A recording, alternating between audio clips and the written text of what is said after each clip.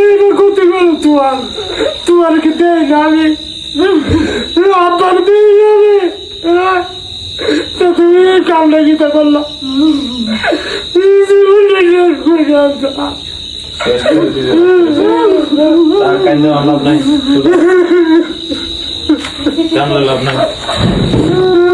এই ভিডিওটা দেখার পর যখন আমি কমেন্টগুলো চেক করতে গিয়েছিলাম তখন আমি দেখতে পারি সবার কমেন্ট আর আনা সম্ভব না। যে কয়টা দিছে আপনারাই দেখেন। কষ্ট করে মানুষ করছে, একটা মানুষকে না জেনে না শুনে এত গালাগালি দিচ্ছ, হ্যাঁ ভাই এটাই হচ্ছে বাঙালি। তার মা বাবা হচ্ছে গ্রামের সরল মানুষ, তাদেরকে কে কি বলবে বুঝিয়ে দিয়েছে। সে একটা ছোট্ট জায়গা কিনেছে, কিনে সেখানে বাড়ি তুলতেছে। এটা মনে তার বাবা মাকে কেউ বুঝিয়ে দিয়েছে যে আপনার ছেলের লাখ লাখ টাকা কামাচ্ছে, আপনাদেরকে কিছু দিচ্ছে না।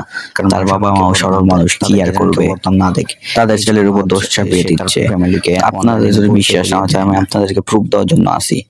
আপনাদের কি বিশ্বাস হচ্ছে না রিপন যে একটা ভালো ছেলে? রিপন কিন্তু 5 ওয়াক্ত নামাজও পড়ে। তার এলাকার মানুষ বলছে, তার এলাকার মানুষ কি বলেছে তা আমি নিজের মুখে বলবো না, আপনারাই শুনুন কি বলেছে তার এলাকার মানুষেরা।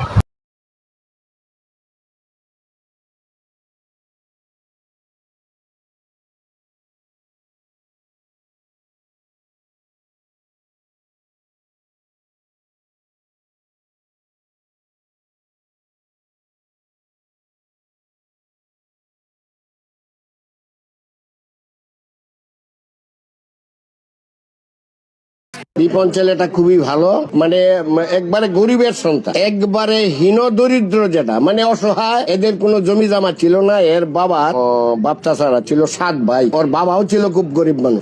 এই ছেলেটা ওই কাঠ মেস্তরির কাজ করতো, তবু ভালো মেস্তরি না, মানে এই টুকটাক কাজ করে জীবিকা নির্বাহ করে। এরপরে একদিন হঠাৎ করে দেখলাম যে ওইদিকে এইভাবে ক্যামেরা নিয়ে আসে তার নিতেছে, এই যে কথাবার্তা নিতেছে। তখন আমি গেলাম, গিয়ে জিজ্ঞাসা করলাম কি রে এনে কি তোরে যে ভিডিও করতেছে?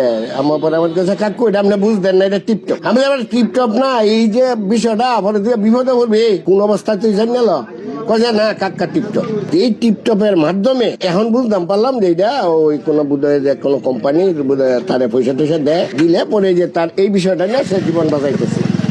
আর ছেলে খুব চরিত্রবান, খুব সৎ মানুষ। তবে এন ছেলেটা একটা ভুল করছে, এন মিথ্যার আশ্রয় দিচ্ছে। আর যে তার মা বাপে যে কথাগুলো বলছে, আমারে ভাত দেয় না, আমরা খাওয়ায় না। বাড়ির থেকে যে ছেলেটারে বিতাড়িত করছে, এই ছেলেটা এই নোরপুর থেকে এসে বেশ কিছুদিন এই বিয়ার করিয়া অনেকদিন থেকে কষ্ট করছে, ভীষণ কষ্ট করছে। মানে আমি না শুধু আমার এলাকার সবাই বলবো যারা জানে। আচ্ছা, এরপরে যে নোরপুর থেকে আইসে এনে নন্দুরা একটু জায়গা মধ্যে ওপরের বাড়িতে রয়েছে, তাকে একটু জায়গা কিনছে বোধ হয় 100% না 200%।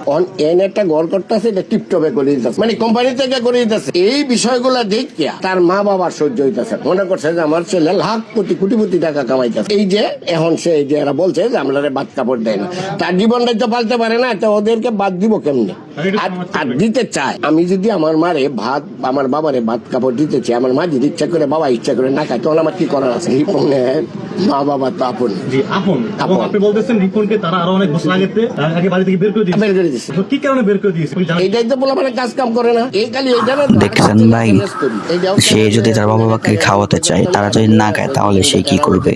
আপনারা তো নিজেদের মুখে শুনলেন, তাদেরকে বাড়ি থেকে বের করে দেওয়া হয়েছিল। তারপর যে সে সন্তান তাদের খবর নিচ্ছে, এটাই তো বেশি। তারপরও সে ছেলে নামে এত বদনাম।